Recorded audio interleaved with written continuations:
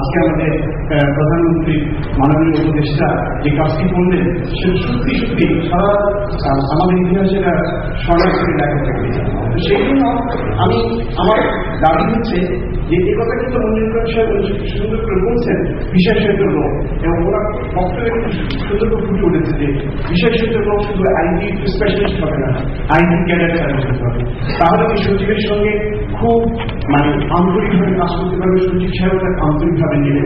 Otherwise MI system থাকলে সচিবের কাছে কখনো তারা মিশতে পারবে না এবং কোনোদিনই আপনার দিনটা বাংলাদেশ হবে না।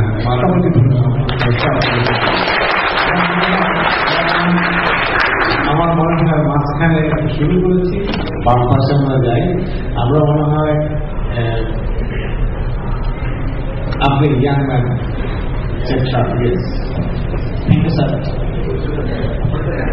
আমি আবু সাদেক, সরকারি পরিচালক জাতীয় গণমাধ্যম ইনস্টিটিউট তথ্য মন্ত্রণালয়ের। আমার প্রথম একটা প্রশ্ন এবং একটা মন্তব্য, আমি 1 মিনিট শেষ করবো। প্রশ্নটা মোস্তফা জব্বার স্যারের কাছে। ইউনিকোড বেসড ফন্ড যদি সর্বত্র কার্যকর না হয়, বিডিএস ফন্ড যেটা আমাদের কাছে আসতেছে সেটা কি সব সফটওয়্যার আমরা পাবো এবং সেটা কি সার্চেবল হবে কিনা, বিশেষ ওয়েব সার্চেবল হবে কিনা, এই প্রশ্নগুলো দিতে আশা করি। আর জনাব হাবিবুল্লাহ করিম সাহেব এবং আরো অনেকের মন্তব্য এসেছে যে আইসিটি সেক্টরে গভর্নমেন্টে বিশেষজ্ঞ প্রয়োজন নাই, কিন্তু আমি মনে করি ইউজার প্রয়োজন।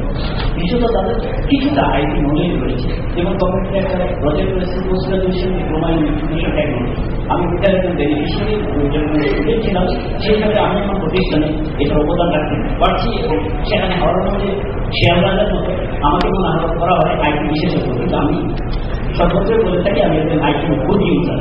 একজন ইউজারের বলতে যারা ইউজার আছেন গুড ইউজার সরকারের বিভিন্ন লেভেলে, তাদেরকে নারিশ করা প্রয়োজন, নারিশ করে ফোকাল পয়েন্ট করে তাদেরকে প্রশিক্ষিত করে ওই অনুযায়ী। ধন্যবাদ। প্রশ্ন উত্তর পরে পাবেন। Right side. Yes.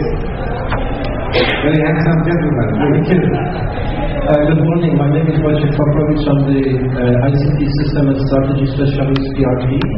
I tried to follow the proceeding this morning. My Bangla is much better than when I started this morning, but I'm sorry if I speak in English because I want to do the seminar justice.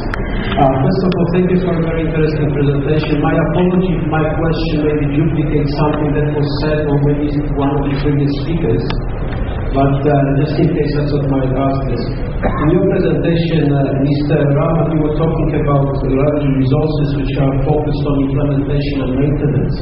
But what about maintaining strategic vision and alignment with business rules? I mean, I haven't heard anything about functions of like chief information officer, whether it's within the government agency or whether it's for the whole of the government as such. Somebody whose full-time job it will be not a part-time or not a political appointment, but a full-time job it will be to make sure that the vision is maintained and adhered to. Also, when you talked about the skills, you talked about programming languages and things like this, but nothing about project management, nothing about contract management. And we were talking earlier on about PPP, and I think these components are important.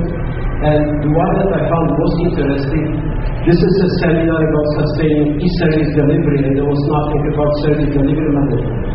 And that's again, it's a business process discipline which will be quite important. Because if you start delivering services to people, and those services are not reliable, then the people will be disappointed. So you actually have to go. Just as an additional last observation on the positive note, sorry if I'm sounding a little bit critical, I'd like to actually fully concur with your colleague from Basis, Mr. Karim. You're quite right, it's not about buying computers, it's about business processes.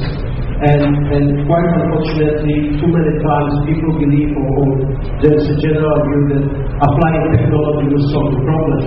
I mean, in the earlier presentation we saw, very badly damaged paper records and things like this, but at the end of the day, if there are adequate business processes to deal with that, you don't necessarily always have to apply computers. Sometimes technical solutions are equally applicable, provided you have processes to drive them properly. So just a quick observation. Thank you very much. From the middle, it's not even trying hard. Be straight, eh? Be straight. আমি উদ্যোক্তাদের একজন, কিন্তু আমার মনে হয় আমি অনেকটা বাধ্য হয়ে বলছি, সেটা হচ্ছে আমি খেয়াল করছি যে সাস্টেনিং এই ডেলিভারির কথা কেউই আসলে ডেলিভারির বিষয়গুলো উল্লেখ করেছে। আমার মনে হচ্ছে এবং gentleman on the right left row is rightly mention this. ডেলিভারিতে আমরা যেটা সমস্যাটা দেখছি, আমাদের যে কম্পিউটার বলেন এবং HR বলেন যেটা ডেভেলপ করা হচ্ছে, বেশিরভাগ ক্ষেত্রে কিন্তু অফিসের প্রসেস গুলোকে মেনটেন করার জন্য ফাস্টার করা বা কনভিনিয়েন্ট করা, কিন্তু সার্ভিসে কি ডেলিভারি দেওয়া হচ্ছে সেটা কিন্তু সেইভাবে আমরা চিন্তা করছি না বেশিরভাগ ক্ষেত্রে। কিন্তু আমাদের এটা একটা বড় অসুবিধা। আপনারা আশা করি অ্যাপ্রিসিয়েট করবেন। আপনারা যদি স্টলগুলো দেখেন, এবং আমরা অনেকবার ব্রিফ করেছি যে তুমি কি সার্ভিস দিচ্ছ সেটা কিন্তু আগে দেখো, কিন্তু বেশিরভাগ দেখাচ্ছে ওয়েবসাইট এবং অন্যান্য প্রক্রিয়াগুলো। সুতরাং এই বিষয়টা একটু আলোচনা দরকার ছিল, আমরাও বুঝতাম যে এখানে কি করা দরকার এই পিডি হিসাবে সুতরাং সার্ভিস ডেলিভারি বিষয়টা আসেনি। তাহলে আমি বলতে চাচ্ছি যে সার্ভিস ডেলিভারির কথা চিন্তা করি, কি সার্ভিস আমি দেবো, তারপরে ভিত্তি করে আমার ভিতরে রিএনজেনারেট করতে হবে। এই একটা বিষয় আমি উল্লেখ করতে চাই ডক্টরদের উদ্দেশ্যে। দ্বিতীয় আর একটা বিষয় আমি বলতে চাই, অনেকেই অনেক সময় বলে বাংলাদেশে এটা কালচারে কিন্তু বলা হয় যে সরকার তেমন কিছু করে যাবে, এই জাতীয় সরকারের ভূমিকা প্রেক্ষাপটটা বুঝতে হবে। আমি গতকাল আমি দেখেছি এবং তথ্য এটা সরকারের করা না, এটা বেসরকারি মোবাইল কোম্পানিগুলো এই তথ্যটা দিয়েছে। তারা দেখেছে যে তথ্যগুলো আমাদের দেশের নাগরিকরা কোথায় থেকে পায়। এটাতে দেখা গেছে 39% তথ্য পায় সরকারের কাছ থেকে এবং 36% পায় হচ্ছে বন্ধু বান্ধবদের কাছ থেকে, অনলি 3% পায় কিন্তু এনজিওদের কাছ থেকে। এবং এনজিও কিন্তু বিরাট একটা ফ্যাক্টর, তারা কিন্তু যথেষ্ট আমি কিন্তু বিরুদ্ধে বলছি না, আমি বলছি তাদের রিসার্চ সরকার রিসার্চ করে দিয়েছে। সুতরাং গভর্নমেন্টের একটা বিরাট ভূমিকা আছে, গ্রহণযোগ্যতা আছে, এটা কিন্তু একটা উদাহরণ। গভর্নমেন্টের কাছে কিন্তু জনসাধারণ যাবে না।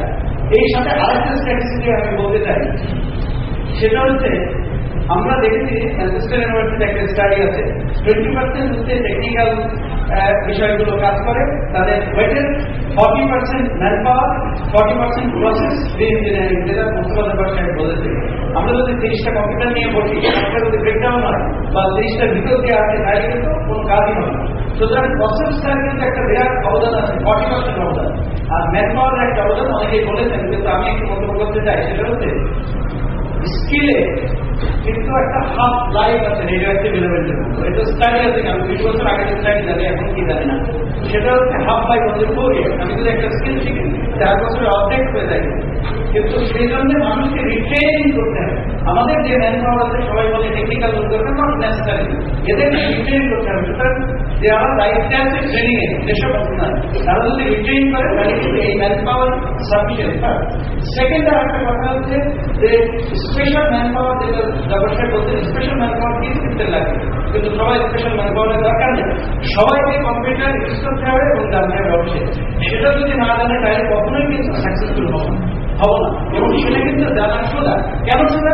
সারা দুনিয়ায় অনেক পদ্ধতি, অনেক টেকনোলজি, অনেক প্রসেস কিন্তু কন্টিনিউয়াস চেঞ্জ হয়, এবং সেই অফিসের লোক সরকারি বেসরকারি তাকে অ্যাডাপ্ট করে দেয়। অ্যাডাপ্টেশন অ্যান্ড অ্যাডপশন সেটা কিন্তু করে দেয়, সেটাই আমাদের নিতে হবে। এটা যদি বেশি বছর লাগে না, নতুন একটা বিষয় চেঞ্জ করতে 4-5 বছরের বেশি কিন্তু লাগে না, স্টাডিতে তাকে বলে। সুতরাং এইটা কিন্তু সম্ভব। আমি দেখেছি অনেকে রিকোয়েস্ট করছেন, যিনি যে পেপার প্রেজেন্ট করছেন এইটা করলে এটা হবে, কিন্তু এটা এত কন্ডিশন হলে আমার মনে হয় কোনো সন্দেহের কোনো অবকাশ নাই। এখানে ইজিলি আমাদের ম্যানপাওয়ারকে, সাধারণ ম্যানপাওয়ারকে আমরা পরিবর্তন করতে পারি। কি পরিবর্তন করতে পারে? তার মন মানসিকতা, তার technological knowledge. Thank you very much. মন মানসিকতা। আচ্ছা, আমি lot of hands I see, but আমি একটা তথ্য দিতে চাই, আমার তো কিছু সুযোগ দিতে পারবো। তথ্যটা হচ্ছে এই, এখন আমাদের এই সেমিনারটা লাইভ টেলিকাস্ট হচ্ছে এবং 3টি সাইটে আছে, ওয়েবকাস্ট হচ্ছে এবং 3667 জন দর্শক এখন দেখছেন। তো 3টি মন্তব্য প্রশ্ন এসছে, আমি আপনাদেরকে শুনতে চাই। একটি এসছে ফ্রম জামিল ফ্রম ধানমন্ডি। উনি বলেছেন যে আইসিটি পলিসি সম্পর্কে দেশের সাধারণ মানুষ এখনো তেমন জানেন না। গত 1 বছরে কম্পিউটার ম্যাগাজিনগুলোতে এ ব্যাপারে খুব বেশি কিছু আমরা দেখিনি। এ ব্যাপারে আইসিটি ম্যাগাজিনগুলোর উচিত আরো বিস্তারিত আলোচনা করা। Good point. আরেকটি